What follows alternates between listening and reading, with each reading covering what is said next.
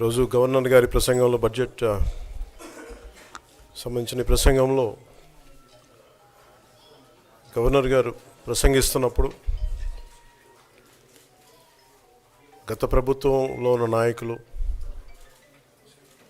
వారి సభ్యులు చాలా హుందాగా గవర్నర్ గారు ప్రభుత్వం తరపున ఆయన సందేశాన్ని తీసుకెళ్తున్నప్పుడు వారు చేసింది ఏమాత్రం సబబుగా లేదు. గవర్నర్ గారు గత నెల రోజులుగా ఆయన ఆరోగ్య పరిస్థితి బాగా లేకపోయినా కానీ కంటిన్యూస్గా తీవ్ర జ్వరంతో బాధపడుతున్నప్పటికీ కూడా ఆయన ప్రత్యేకించి వచ్చి ఆయన ఈ రోజుని చాలా ఘనంగా చాలా బలంగా ఈ మెసేజ్ని ఇచ్చినందుకు ముందుగా గవర్నర్ గారికి మా ప్రత్యేక ధన్యవాదాలు. గవర్నర్ గారి ప్రసంగంలో వైసీపీ అగ్రనాయకత్వం కానీ సీనియర్ నాయకులు కానీ వారి ఎమ్మెల్సీ సభ్యులు కానీ గవర్నర్ గారి ప్రసంగం పత్రులు చించేయడం కానీ లేదంటే వారు ప్రత్యేకించి డిమాండ్ మాకు ప్రతిపక్ష హోదా ఇవ్వాలి అనేది చాలా బలంగా మాట్లాడుతూ వచ్చారు. ఇది అడిగితే వచ్చేది కాదు, అది ప్రజలు ఇస్తేనే వస్తుంది. బేసిక్గా ఒకటి హయ్యెస్ట్ మెజారిటీ ఎవరికి ఉంది వాళ్ళు ప్రభుత్వం ఫామ్ చేస్తారు, వాళ్ళకంటే నెక్స్ట్ స్టేజ్ ఎవరికి ఉంటే వాళ్ళకి ప్రతిపక్ష హోదా ఇస్తారు. అంతేగాని గతంలో మేము ప్రభుత్వాన్ని పరిపాలించాం కాబట్టి మా ప్రతిపక్ష హోదా ఎవరికి ఇవ్వరు. కనీసం జనసేన కంటే కూడా ఒక సీట్ ఎక్కువ వచ్చినా కానీ వాళ్ళకి ప్రతిపక్ష హోదా దక్కేది. ఈ రోజున ప్రభుత్వంలో సెకండ్ లార్జెస్ట్ పార్టీ జనసేన. దాన్ని ప్రజల దృష్టికి తీసుకొద్దాం. వైసీపీ నాయకులు వాళ్ళు చేస్తున్న ఏంటంటే మాకు ప్రతిపక్ష హోదా ఇస్తే తప్ప మేము అసెంబ్లీలో అడుగు పెట్టాం లేదంటే ప్రసంగాలను అడ్డుకుంటాం అని ఇది సరైన మెసేజ్ బయటికి వెళ్దాం. ఇది సరైన విధానం కూడా కాదు.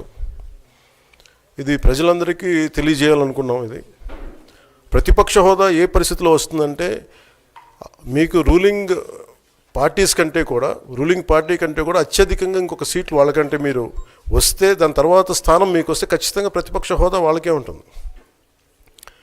21 సీట్లు ఉన్న జనసేన 11 సీట్లు ఉన్న వైసీపీకి ప్రతిపక్ష హోదా ఎలా వస్తుంది? మేము వస్తే తప్ప మేము అసెంబ్లీకి రాము, ఇలా గవర్నర్ ప్రసంగాలను అడ్డుకుంటాం అనేది ఇది సరైనది కాదు. ఇది ప్రజలందరికీ కూడా తెలియచేస్తున్నాం ఈ సందర్భంలో. అందుకని ఇది భవిష్యత్తులో కూడా మేము కోరుకునేది వైసీపీ నాయకుల్ని మీకు ప్రతిపక్ష హోదా ఇవ్వకపోయినా ప్రజలు మీకు 11 సీట్లు ఇచ్చారు, దాన్ని గౌరవించి మీరు అసెంబ్లీకి రండి. మీ స్థాయికి తగ్గట్టుగా మీకు ఎన్ని ప్రశ్నలు అడగాలో దాన్ని తగ్గట్టుగా ఇస్తారు మీకు. ఇవన్నీ దాటి మన స్పీకర్ గారు కూడా చాలా గౌరవంగా వాళ్ళు 11 సీట్లు వచ్చినప్పటికీ కూడా చాలా గౌరవంతో ఇంతకాలం వాళ్ళకి ఇస్తూ వచ్చారు. ప్రశ్నోత్తరాల సమయంలో కూడా ఆయనకి ఇచ్చారు. గతంలో కూడా ఇవన్నీ ఆయన రావడానికి కూడా ఆయన ఎలా రావాలి ఏం చేయాలి దానికి కూడా చాలా ఏమాత్రం ఇబ్బంది పెట్టకుండా గతంలో కూడా చేశారు. ఫస్ట్ మీరు మనకి గవర్నమెంట్ ఫామ్ అయిన తర్వాత కూడా వీటిని దృష్టిలో పెట్టుకొని వైసీపీ కొంచెం హుందాగా వ్యవహరించాల్సిన అవసరం ఉంది. వైసీపీ నాయకులకు కూడా మీకు బాధ్యత ఉంది. గవర్నర్ గారి ప్రసంగాన్ని మీరు ఆ విధంగా మీరు ప్రశాంతంగా విని దాన్ని వచ్చే జరుగుతున్న సమావేశాల్లో మీరు దాని మీద లోటుపాట్లు మీరు చెప్తే బాగుంటుంది తప్ప ఇలా కూర్చోబెట్టి అరుపులు కేకలు ఇది సమంజసంగా లేదు. అంటే అర్ధాంతరంగా ప్రతిదానికి అసెంబ్లీలోకి రాగానే గొడవ పెట్టుకోవాలి, దేన్నైనా విభేదించాలనేది ఇది చాలా లో లెవెల్ ఆలోచన విధానం, లో లెవెల్ స్ట్రాటజీ. అది ప్లీజ్ మీరు అప్గ్రేడ్ అవ్వండి, మీరు అప్లిఫ్ట్ చేసుకోండి, మీరు కూర్చోబెట్టి డెమోక్రటిక్ ప్రాసెస్కి గౌరవం ఇవ్వండి. మనస్ఫూర్తిగా వైసీపీ నాయకులకి ఇది నా విన్నపం, నా విజ్ఞాపన. This what I would like to say. And నిజంగా కావాలి అంటే మీరు ఈ 5 సంవత్సరాల్లో మీరు ప్రతిపక్ష హోదా మీకు రాదు, అది మీరు మెంటల్గా ప్రిపేర్ అయిపోండి. 11 సీట్లతోటి మీకు ప్రతిపక్ష హోదా ఇవ్వబడదు, రాదు. ఎందుకంటే ఇట్ ఈస్ చంద్రబాబు గారు, గౌరవ ముఖ్యమంత్రి చంద్రబాబు గారు డిసైడ్ చేసేది కాదు. జనసేన డిసైడ్ చేసేది కాదు. దానికి రూల్స్ ఉన్నాయి, దానికి రెగ్యులేషన్స్ ఉన్నాయి, నామ్స్ ఉన్నాయి. ఉదాహరణకి నేనే ప్రభుత్వం, మన కేంద్ర ప్రభుత్వం ఫార్మేషన్కి మేము వెళ్ళినప్పుడు పార్లమెంటరీ లీడర్ని ఎన్నుకోవాలి మనం కూర్చున్నప్పుడు, ఎన్డీఏ పక్ష నాయకుడు ఎన్నుకోవాలనుకున్నప్పుడు నేను నాయకుల స్థాయిలో నేను కూర్చున్నాను. అదే నేను ఇక్కడ మంత్రిగా ప్రమాణ స్వీకారం చేసేటప్పటికి నన్ను ప్రధానమంత్రి గారి పక్కన నన్ను కూర్చోబెట్టలా.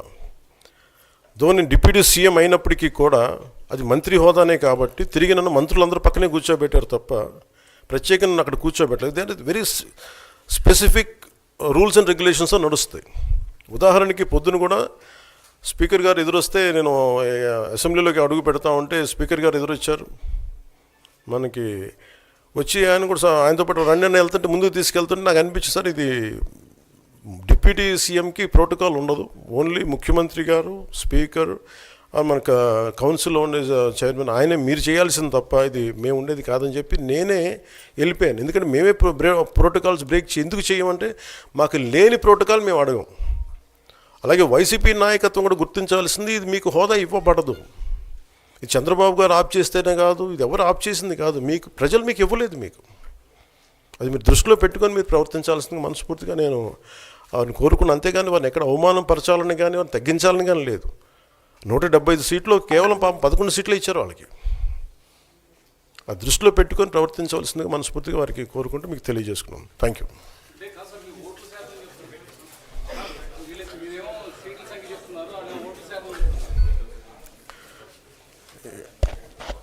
ఫస్ట్ అప్పుడు ఏం చేయాలంటే సార్,